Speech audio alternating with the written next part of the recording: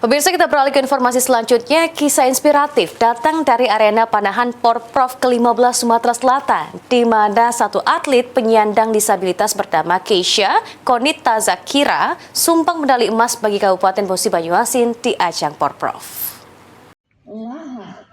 Untuk itu kita lanjutkan di seri yang kedua.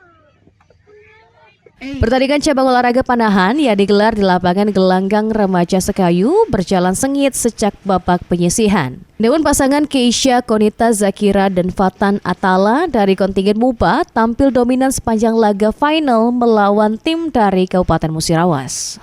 Dengan permainan stabil dan fokus tinggi, mereka menutup laga dengan skor sempurna 6-0. Kemenangan ini semakin istimewa karena Keisha Konita Zakira yang merupakan atlet disabilitas berhasil bersaing dan menjadi juara di ajang umum Porprov ke-15 Sumatera Selatan. Semangat juang dan tekad kerasnya menjadi contoh bahwa keterbatasan bukan penghalang untuk meraih prestasi. Untuk menyiapkan Keisha ini agak sedikit pengaturannya susah. Jadi Keisha itu beberapa waktu lalu sudah di top performnya, dan kemudian ini dalam fase menurun karena beberapa event yang sangat dekat harus dilaluinya. Mudah-mudahan nanti di Porprov sudah kembali ke peaknya dan dia bisa berprestasi lebih tajam di sana.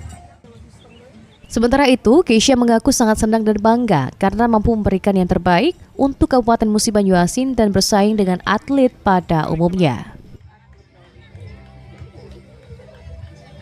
Rasanya sangat bangga, sangat senang walaupun tidak mendapatkan juara umum, tapi setidaknya sudah di top perform.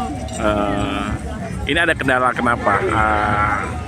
Dalam tadi seperti bergu tadi seperti tidak fokus atau seperti apa? Mungkin dari waktunya Latihan ya, atau latihan yang memang jadwal kompetisi yang padat sekarang. Iya. Memang Keisha habis ini mau ikut apa? ke Porprov. Dengan raihan medali emas ini, cabang panahan menambah koleksi prestasi untuk kontingen Musi Banyuasin dan semakin mengokohkan posisi di puncak klasifikasi perolehan medali sementara. Ruzi Iskandar, PAL TV.